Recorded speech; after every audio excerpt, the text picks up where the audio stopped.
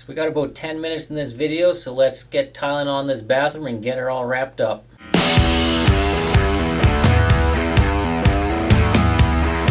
am going to mix up some thin set and put the waterproof membrane in the shower.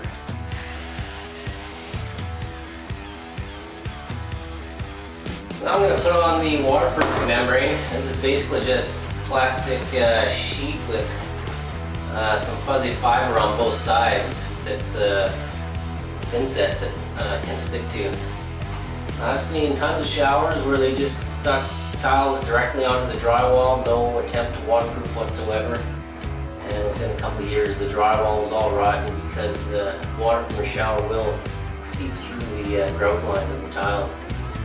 So a good waterproof membrane is arguably one of the most important steps of building a shower. So the first thing I'm going to do with the cement board is moisten it. I'll just use a water spray bottle. And the second thing, I'll be using a polymer modified thin set, which doesn't lose moisture as fast as just your regular stuff does. So let's go ahead and do that. Just have a simple pump bottle here. We're just going to get the cement board moist but not dripping wet, because if it's wet on the surface, you're not going to get a good bond between that and your thin set. If you let cement dry out while it's curing, it just turns chalky like dust. It's not strong at all. So it's very important to make sure you've got a strong bond, because you got to remember this thin set, it's holding hundreds of pounds of tiles to the wall. So if it's like chalk, it's just going to fall right off. So I'll be putting the mortar on with a 1/4 inch by 1/4 inch trowel. Size is referring to the size of these teeth. Everybody has their own preference. You basically use a fairly fine trowel. This one's a little bit coarse, but I like that because I can get a good saturation of the thin set on the membrane, and also having a thicker layer of thin set means it's not going to dry out really fast. So you get some good curing and a good bond. So we'll go ahead and start. I've got a piece of cardboard in the bottom of this bathtub, so I'm not scratching it up while I'm stepping in it.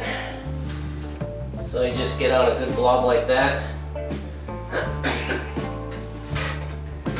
trowel it on.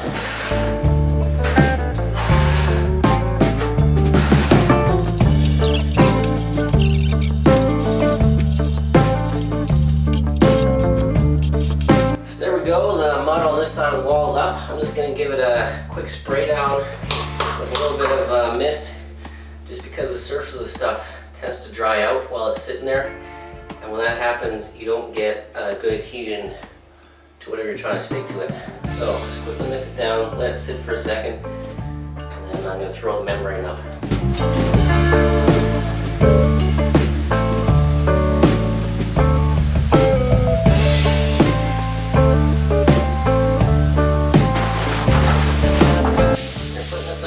Sure that you're not getting any bubbles between the wall and the membrane.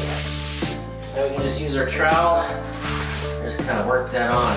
You want to make sure you don't cut the membrane though.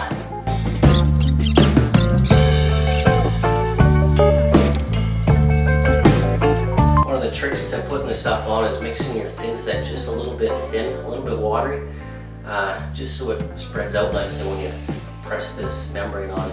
Now you can see how the layers of waterproofing overlap each other. You've got these side ones that are one piece across the angle. These overlap by about 6 inches on either side. And just like shingles, we start from the bottom and work our way up. So the next roll will overlap like that. The next step in waterproofing the bathtub is to put a bead of silicone between the back edge of the bathtub and the waterproofing paper.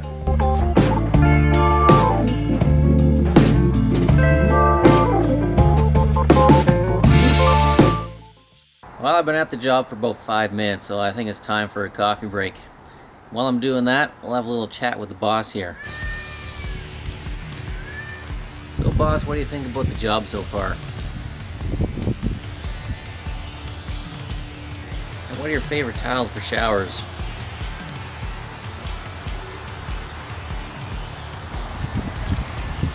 If you had one tip for doing tiling, what would it be?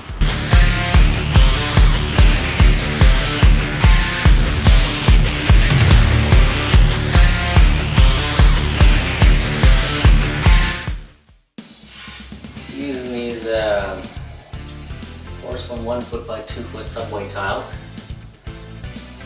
I've got a choice. I can put them horizontal or vertical. Yeah, honestly they would look good in either direction. However, one thing to consider, if you put them horizontal, you'll be cutting every single row. Whereas if they're vertical, put 3 side by side, they'll be exactly the size I need them to be. So that's what we'll do. Less work for an end product that's just as attractive. So here we are, ready to start tiling. First thing we'll do is make sure our crosshairs are actually where we want them to be. I like the laser much better than using a pencil, because when I put my mortar up on the wall here, I'm not going to be covering up the pencil lines. General rule of thumb with tiles is the bigger the tile, the bigger the notch in your trowel. I think this one's a 1/2 inch by 1/2 inch notch thereabouts. So that's just a thin coat, just to make sure the tile's going to adhere to it properly.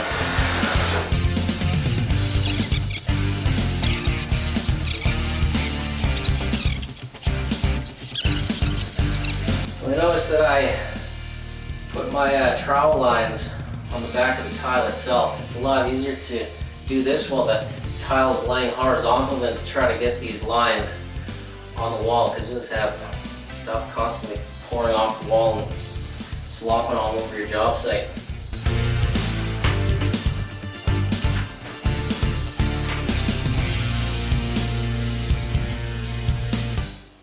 Now that we have the tiles up on the shower, we can turn our attention to the tiles on the floor. But before we do, we're going to do one last bit of waterproofing that's often overlooked, and that's the bit of the floor that's right in front of the tub.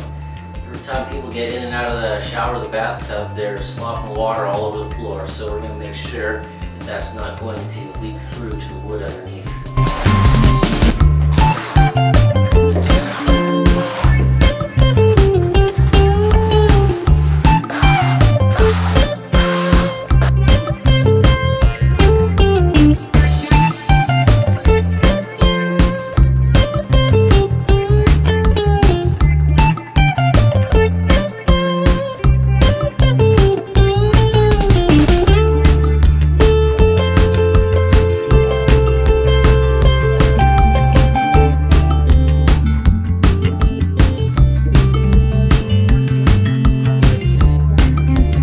You can see in the toilet alcove here just how we've kind of bordered the area with the tiles. The center line here is directly in the center of the alcove, so you get a nice even spread of tiles around the sides, and you get the same thing happening here with the bathtub. Tiles here and here are the same width, and again the grout line is right in the center of the tub. Well, that's it for this episode, Upgrade My Downgrade. Thanks for watching. Don't forget to subscribe and hit that like button, and I'll check you next time.